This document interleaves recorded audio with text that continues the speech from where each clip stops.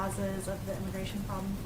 I don't have an update on her travel, but since you give me the opportunity, it's important to understand and know that she is focused on addressing root causes in the region. And so travel, I would expect, would be there, the border, and expediting processing at the border, opening shelters, ensuring we're moving kids out of Border Patrol facilities. That is really under the purview of the Department of Homeland Security and HHS. And they will all work together, but the Vice President's focus is on the region, root causes, and engaging with governments directly. So if she were to travel, it would be to Central America or something like that? That would be my expectation, but I don't have any travel to preview at this point in time. Go ahead in the back. To the bloodshed in Myanmar, what is China's role in the crisis of Myanmar, and what do you expect Peking or Beijing to do? What do we expect Beijing to do? Well, certainly when we engage with partners in the region, China is one of those countries, of course, in the region. I don't think I have anything more in terms of calls for action, other than we have worked through the National Security Council, or through the UN Security Council, I should say, through several global entities to ensure we are sending a clear message as a global community about the actions in Burma, and that we are taking sanction steps as a coordinated global community as well. Go ahead in the back. Thank you, Jan.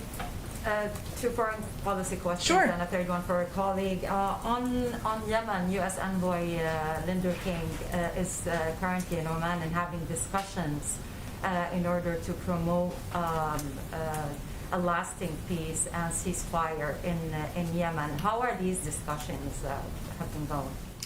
Well, I know that he's spent a fair amount of time on these discussions and working on addressing and stemming the humanitarian crisis, but also working toward some element of a ceasefire, of course, in the region. I would point you to the State Department, where he works directly for any update on the discussions. We're, of course, receiving updates here as well.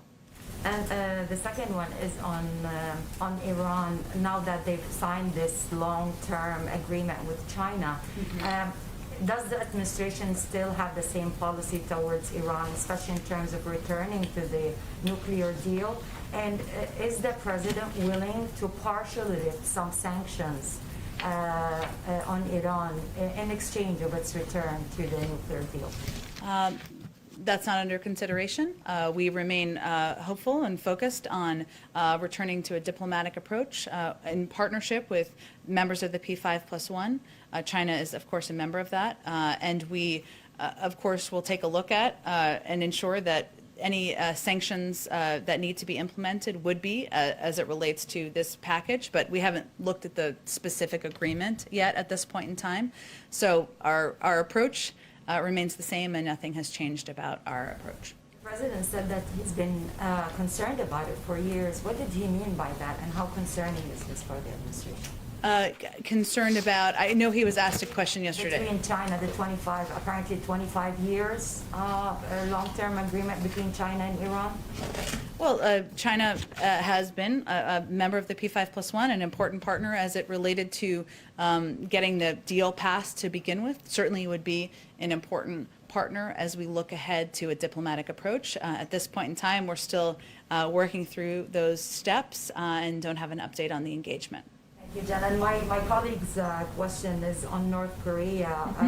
Now that the president said that he's, quote, prepared for some form of diplomacy with North Korea. Does this include sitting with President Kim Jong-un? I think his approach would be quite different, and that is not his intention.